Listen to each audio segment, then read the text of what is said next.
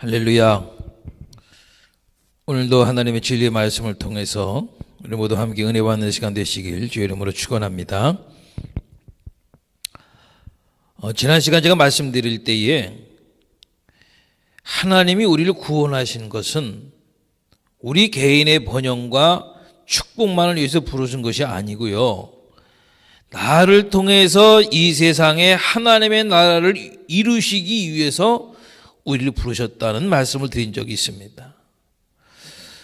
얼마 전에 그 선교기관, 어느 선교기관의 그 통계에 의하면요, 이 땅에 미전도 종족이 1200 종족이 있고요, 12,000 종족이 있고요, 미접촉 종족이 한 1100 정도 종족이 된다는 겁니다. 그러니까 미전도 종족은요, 그래도 복음이 들어간 적이 있고 그들의 언어로 성경이 만들어진 적이 있는 그런 종족을 미전도 종족이라 그러고요, 아직 한 번도 복음을 들어본 적도 없고 그들의 언어로 성경이 번역된 적도 없는 종족을 미접촉 종족이라 그러는데, 그런 종족이 한 1100 종족이 된다는 거죠. 그러니까 이 시대의 성도와 교회들이 이런 여호와의 마음으로 돌아와야 된다는 거죠. 지나친 개인주의적인 신앙과 행복에서 하나님의 행복을 추구하는 그런 성도와 교회로 돌아와야 된다는 겁니다. 하나님이 원하시는 것은 하나님의 나라를 이루는 것이니까요, 저 여러분들 통해서 말이죠. 그러기 위해서는 사실 우리가 하나님의 말씀에 순종하고 금식하고 기도하는 일이 쉬지 말아야 될 겁니다. 그래서 하나님의 능력을 받고요, 그리고 그 하나님의 능력을 나타내면서 사는 거죠.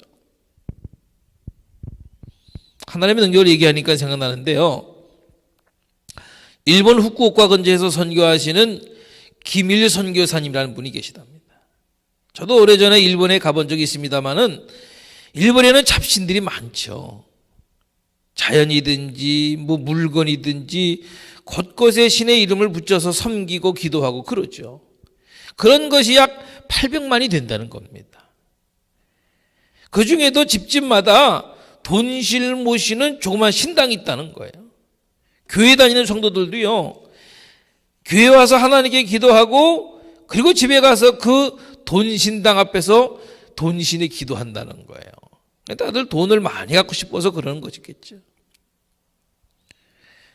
그래서 그 선교사님이 이건 아니다 싶어서 교인들에게 그 신당을 없애야 합니다, 그럼 하나님을 욕되게 하는 겁니다 얘기했더니요, 자기들은 그것이 무서워서 못하고 목사님에게 그 신당을 없애도록 부탁을 한 겁니다.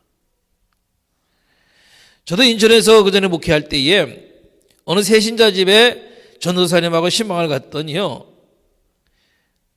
일본에서 시작된 사이비 종교 남녀 호랑갱교를 믿다가 전도받고 우리 교회를 나오기 시작한 거예요. 그런데 거실에 잘 꾸며지고 그 안에 뭔가 들어있는 장식장 같은 것이 있더라고요. 그래서 제가 저게 뭐냐 그랬더니 그분이 남녀 호랑갱교를 믿을 때에 하루에도 몇 번씩 거기에다 절하면서 기도했던 것이라는 거예요.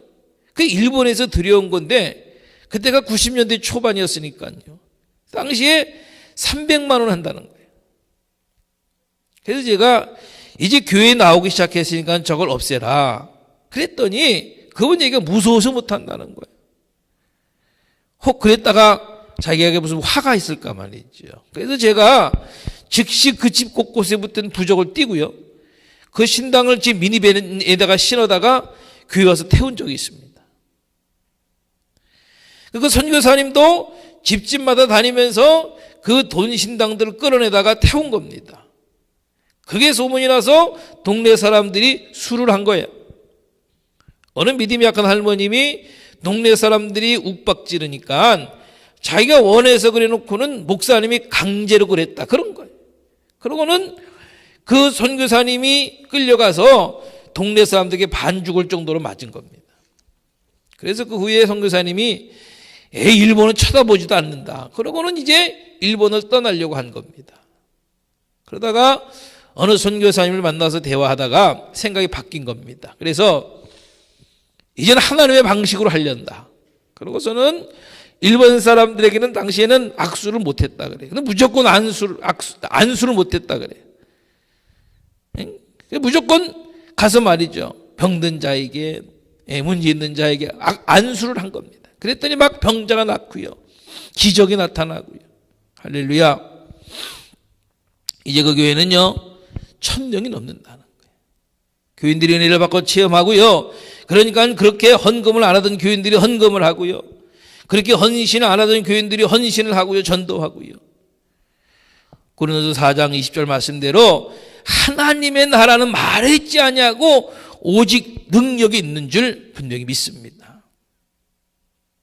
여러분, 이 시대에 우리가 정말 잊지 말고 싸워야 할 것은 뭐냐? 세상 사람들은 아니라고 해도 우리는 맞아. 그게 하나님의 말씀이야. 그게 진리고 옳은 거야. 하나님 뜻대로 살아가야 돼. 그렇게 말할 수 있어야 되는 겁니다. 아멘. 정말로 이 종말의 때에 필요한 것은 하나님, 예수 그리스도, 성령의 역사와 능력, 기도, 말씀, 복음 선포, 그런 복음의 기초를 튼튼히 해야 되는 거예요. 오늘 본문을 보면요, 에녹이 65세에 무두셀라를 낳았죠. 제가 언젠가 말씀드린 적이 있는 것 같은데요, 그 무두셀라의 뜻이 뭐냐 하면요, 하나님이 심판하신다. 에? 하나님이 심판하신다는 그런 뜻이거든요. 그러니까 하나님이 이미 애굽의 때에 내가 너희가 사는 그 땅을 언젠가는 심판할 거다라고 경고하신 겁니다. 그리고 그 이후 라멕, 노아, 그러니까 에녹, 무두셀라, 라멕, 노아 이렇게 4대 이르기까지 하나님은 경고하신 거예요. 그게 몇 년이냐 하면은 무두셀라가 969세에 죽었잖아요. 그러니까 969년 동안 경고하신 거예요. 그 무두셀라가 죽던 해가 바로 노아가 600세 되던 해였고 그때 홍수의 심판이 있었거든요.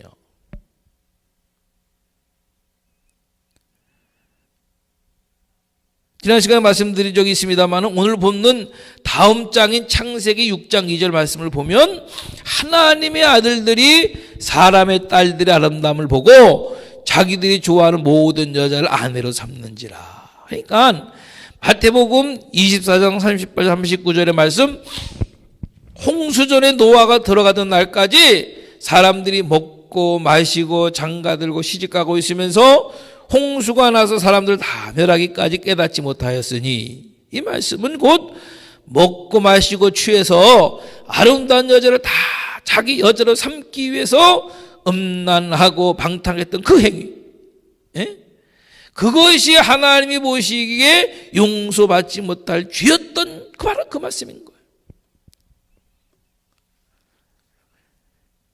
그래서 창세기 6장 5절 6절 말씀, 여호와께서 사람의 죄악이 세상에 가득함과 그의 마음으로 생각하는 모든 계획이 항상 악할 뻔을 보시고 땅 위에 사람 지으셨음을 한탄하사 마음에 근심하셨다, 그랬단 말이죠. 여러분, 지금도 그런 세대가 아닙니까? 여러분 그거 아세요? 2010년 1월 12일 강도 7.0의 지진이 일어나서 사망자만 31만 6천 명이 났던 그 IT 말이죠. 여러분들 기억나실 거예요. 그 IT는요, 8월 14일이 어떤 날이냐면은 부두교라고 하는 신에게 희생 제물을 드리는 행사를 치르는 날이에요. 그 신은 담발라라고 하는 거대한 비단뱀으로 상징되는데요, 오래전에 IT 국민들은 프랑스로부터 그들의 땅을 해방시켜주면 200년 동안 그들의 땅을 부두교 신에게 바치기로 한 겁니다. 그래서 이 기념일엔 부두교 재단에 한 아이를 희생제물로 드리는 전통이 내려왔고, 매년 한 아이가 없어지는데 부두교의 희생제물로 드리기 위해서였던 겁니다. 2001년 2월에 취임한 아리스티드 당시 대통령은요, 부두교를 공식 종교로 선포했고요. 그리고 부두에서 부두에게 그 두 번이나 그 땅을 헌납한 의식을 행했고요. 그 이후 그 부두교는 난민의 이주와 함께 미국으로 스며들었고요. 주로 흑인들의 사이에 전파됐고 2차 세계대전을 기점으로 미국 전역으로 퍼져나가기 시작했습니다. LA, 시카고, 뉴욕은 물론 기타 지역에서도 부두교를 접할 수 있는데 전통적으로 흑인 인구가 가장 많은 루이지애나주 뉴올리언스가 역사적으로 강세를 보이는 지역이라는 겁니다. 뉴올리언스는 2005년 허리케인 카트리나로 온 도시가 물에 잠기고 막대한 피해를 입은 적이 있죠. 작년 2012년에도 허리케인 아이작으로 인해서요, 물에 잠기는 여러 지역이 있었고요. 그 뉴올리언즈에서는요, 1년에 한 번씩 부두 신에게 제사를 드린 날로 정하면서 수많은 사람들이 모여서요, 몸에 비단뱀 무늬를 그리고 비단뱀 머리 형상을 뒤집어 쓰고요, 광란의 춤을 추면서 기절할 때까지 술에 취하고 마약을 먹고 서로 음행하고요. 하나님이 그냥 놔두시겠어요? 오늘 본문 21절 22절에 보면은 에녹은 65세에 무두셀라를 낳았고 무두셀라를 낳은 후 300년을 하나님과 동행하며 자녀를 낳았으며, 에녹은 물론 무두셀라를 낳기 전에도 하나님을 경외했겠지요. 그런데 그 무두셀라를 낳은 후에 그것이 계기가 되면서 하나님과 동행하는, 전적으로 하나님을 섬기고 순종하는 삶을 300년 동안 살았고, 그런 그를 귀하게 보신 하나님이 그 에녹을 죽음을 보지 않고 하나님 나라로 올리려고 하셨다는 말씀인 거예요. 무두셀라 뜻이 뭐라고요? 하나님이 심판하신다. 그러니까 에녹은 아들을 볼 때마다, 그 이름을 부를 때마다 하나님이 언젠가는 이 땅을 심판하신다 라고 생각을 한 겁니다. 그래서 세상 사람과 같이 살지 않고 근신하고 절제하고 하나님을 의지하고 하나님을 사랑하면서 사는 거죠. 그러니까 지금 우리가 에녹과 같은 믿음을 가지고 살아야 되는 거예요. 이런 방탕의 시대에 살면서 말이죠.